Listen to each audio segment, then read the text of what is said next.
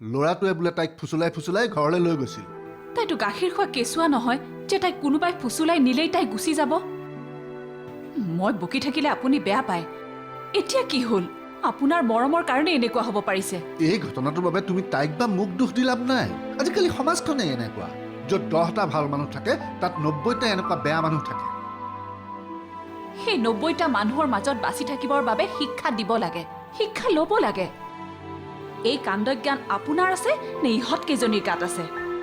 মই কিবা এটা ক'লে মই বেয়া, হিটলাৰ মই। আজি যদি ছোৱালীজনীৰ লগত কিবা এটা নহ'বলগীয়া হ'ল হয়, কি কৰিলে হয়? পাৰিলে হয়নে গোটেই জীৱন বেলেগৰ আগত মুখ দেখুৱাবলৈ? বেলেগৰ কথা কিয় চিন্তা কৰিছা? তাইৰ কথা ভাবাচোন।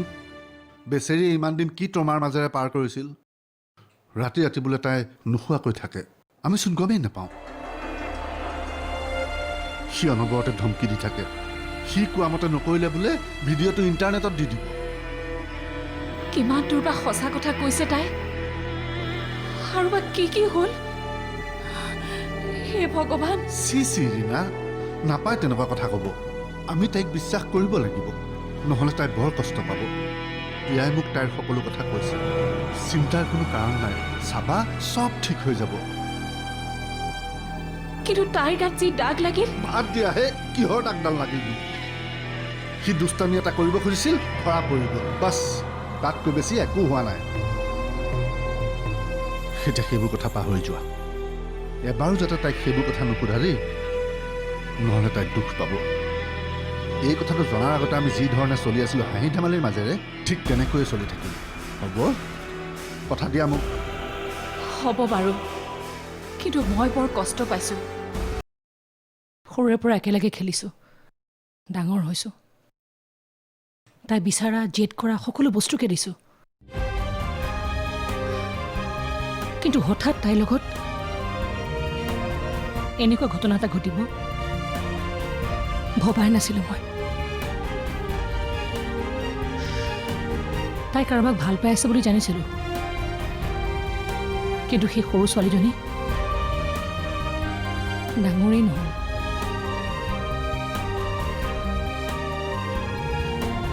মোৰো ভুল আছে অৱশ্যে। এদিন সেই ল'ৰাটোক ৰিয়াৰ লগত পাৰ্কৰ ওচৰত পাইছিলোঁ। সেইদিনাখন সি মোক যি ব্যৱহাৰ কৰিছিল, তাৰপিছত আচলতে মই তোক ক'ব লাগিছিল, কিন্তু নাভাবিলোঁ। ৰিয়াক সকীয়াই দিছিলোঁ, তাইও হয়তো গুৰুত্ব সহকাৰে কথাটো নল'লে।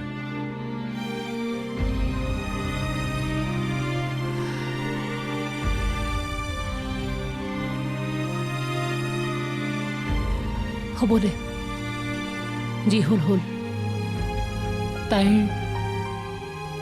তাইৰ মনটো এতিয়া সোনকালে ভাল হ'লেই হ'ল।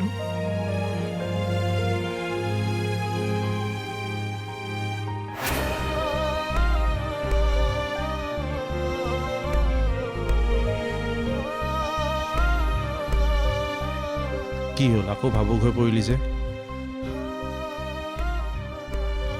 আমাৰ দুইজনীৰ লগতে এনেকুৱা হ'ল যে আমিতো কেতিয়াও কাৰো বেয়া কামনা কৰা নাই।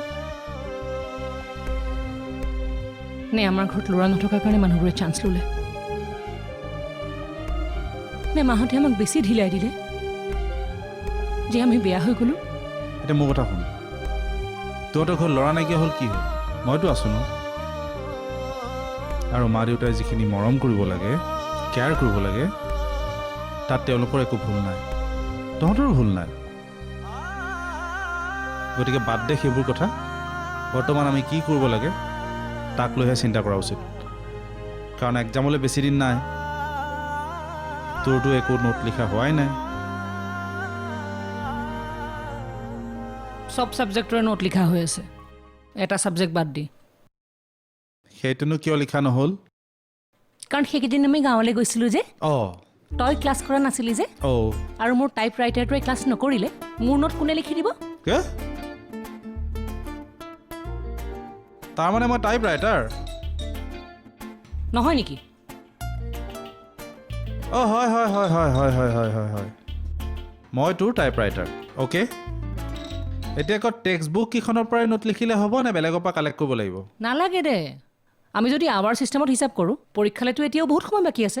চা, এখন টেক্সট বুক কমপ্লিট কৰিবলৈ আমাক লাগে কিমান 10 আৱাৰ্ছমান লাগে গতিকে বেলেগৰ ওচৰলৈ যোৱাৰ কি প্ৰয়োজন কিন্তু 10 আৱাৰ্ছ লাগিবলৈ হ'লে আমি ইয়াতে ৰৈ টাইম ৱেষ্ট কৰি থাকিলে কিবা হ'ব জানো গতিকে যোৱাই ভাল ব'লক ব'লা এইফালে জোক আছে এইফালে ব'ল ডেট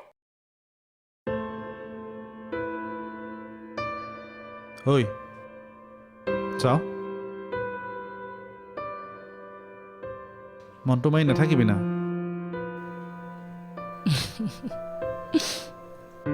হ'ব দে ব'ল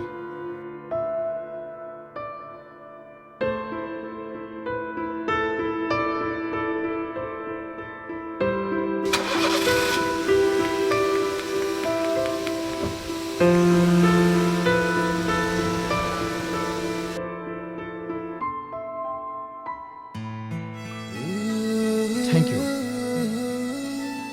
আপুনি ইয়াতে থাকে নেকি হয় 5th ফ্ল'ৰ আৰু আপুনি আমি ইয়ালৈ নতুনকৈ শ্বিফ্ট কৰিছোঁ অ'কে বস্তুবোৰ একেবাৰে চেডেলি বেডেলি হৈ গ'ল হ'ব হ'ব একো নাই আপোনাৰ গাত পৰা নাই চিয়'ৰটো চিয়'ৰ চিয়'ৰ নিশ্চয় লগ পাম ইয়াত ছ'চাইটি আছে নহয় আছে আপুনি ৰেজিষ্ট্ৰেশ্যন কৰিব লাগিব প্ৰেচিডেণ্ট ছেক্ৰেটাৰী ক'ত থাকে ছিকিউৰিটি সুধিলে নিশ্চয় গম পাম পাব বস্তুবোৰ লেবাৰবোৰে নি ওপৰত উঠাই দি থৈ গ'ল এতিয়া নিজে নিজে চিজিল কৰি থাকিবলগীয়া হৈছে অ'কে লগ পাম দিয়ক ঠিক আছে বাৰু